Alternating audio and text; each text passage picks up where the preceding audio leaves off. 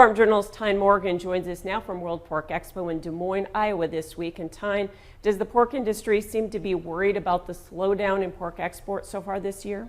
Well, Michelle, the short answer is no. 2021 was a banner year for pork exports, and even though COVID lockdowns is what's partially dampening demand from China, other countries are actually stepping up to the plate and helping diversify that demand.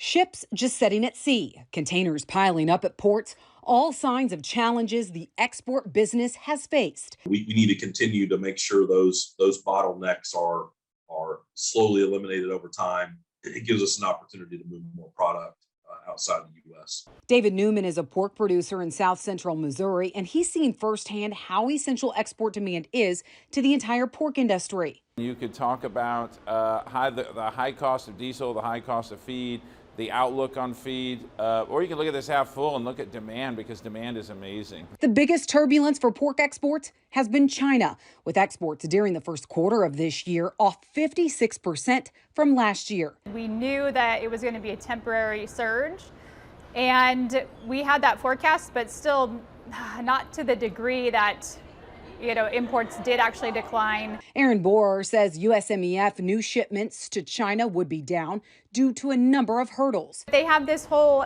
cold chain on food concern, and so they've been testing, disinfecting, and tracing imported food products, including our frozen pork and pork variety meats. University of Missouri livestock economist Scott Brown says the pork export situation to China isn't completely dark. When we look back at where China was pre-ASF, we're really getting ourselves back to those same level of trade we had pre-ASF. USMEF says China-Hong Kong is still a dominant destination for U.S. pork.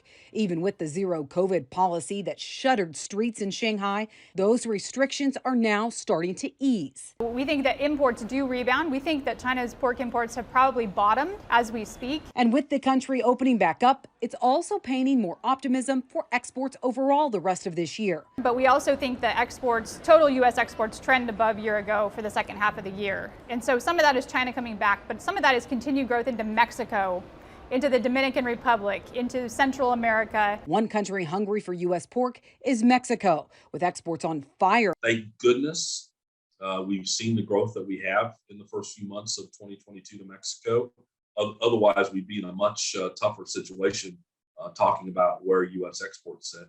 Newman recently traveled to Peru and Dubai. He says globally, the opportunity for U.S. pork is remarkable. We're still seeing a huge value market, not only in Japan, Mexico, those markets, but then also the opportunity we have in new and emerging markets and down in South America. Growing appetites one country at a time is why the pork industry thinks the remainder of 2022 is looking up. But if things maintain where they're at and consumer spending power stays high, we will all fare very well in 2022 and into 2023 as well.